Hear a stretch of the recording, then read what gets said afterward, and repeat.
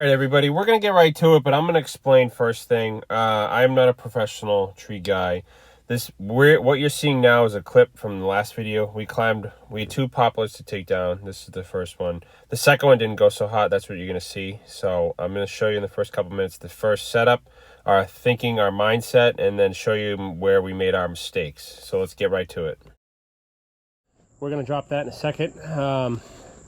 I only want to start and run the 490 once. What we're going to do is we're going to get a rope up in that crotch. I think we have enough length. Reach out to that tree. We're going to use the Mazdam rope puller. We're going to pull this poplar into the bush there. Like I said, homeowner doesn't care what ends up in there. That's a nice part. I said there's no way we'll get any of this wood out without a crane. It's all septics and leach fields, and from the top of the road where the truck is to down there, probably 300-foot elevation change, so it's quite the drop. So needless to say, there's no saving this wood. So let's get a rope in this and run it out. That's less than 120 feet, I believe. Yeah, definitely. And we'll get the rope puller, we'll get set up, back cut first, wedge, face cut, and we'll pull it over. All right, so we got the rope in the tree as best we could, choked on itself. We're gonna run it out to that oak, tie the other end. Took me about a half an hour to get that situated, but we'll see you down there. I see we're on the side of a mountain. It's tough to tell grade walking down, but indeed we are on a mountainside. Oh, there's our rope. Yeah, this is exactly what we want. We want it away from the house and into the bush we go. Okay, yeah, look at that. So it appears that tree's kind of close to the shed. Might as well pull it if this can let go. There we go. We might as well pull off of this oak here. Yeah, that'll dive it right in here. I love me some of this. All right, let's pre-tension it. I'm gonna jump in here because I'm rambling, but this tree had back lean towards the house. That's why we wanted to pre-tension it. If I can, I like to have a rope in a tree with tension on it. It's just extra insurance. There's no reason not to. So that's why we took the effort to walk down the mountainside here and string the rope up. So let's get back to it. I like the look of that. Nice and taut.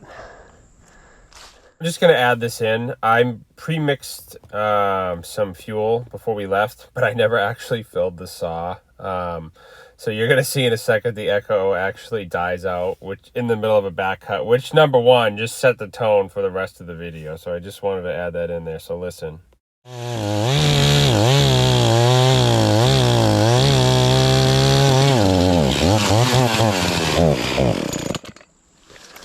Well, hold the phone. What if I put gas in the saw? Especially on a leaning back cut poplar here. Probably should check that. It's sharp. I just forgot to fill it.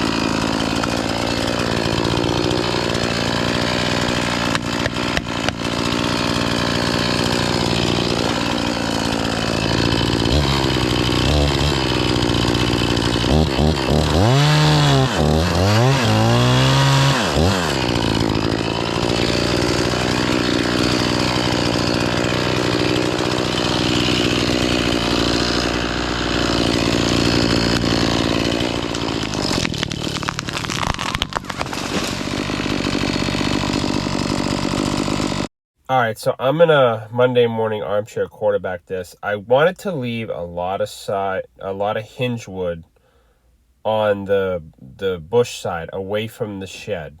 I'm all cut up on this right side here, but watch what I do.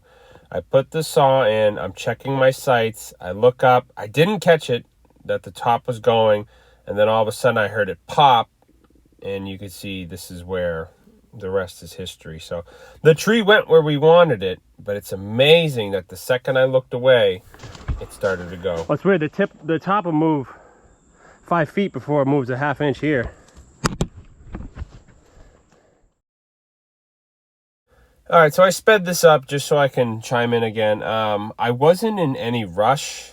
It was just, I looked up. I didn't catch that the crown was moving. I was just double checking my sights on the saw.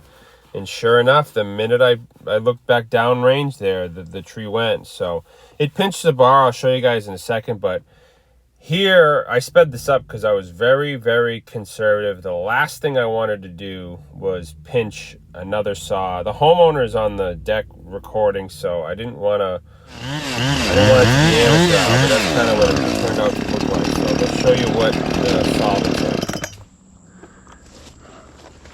See if I bent the bar.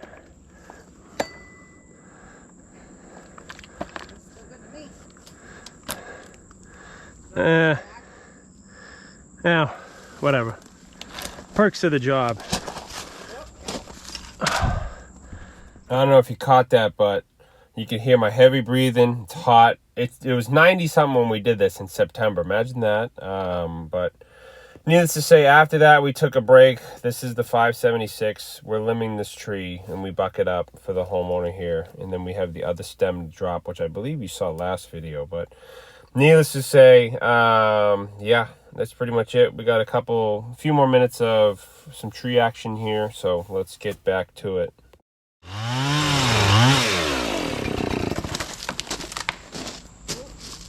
Woo! That's fine with me.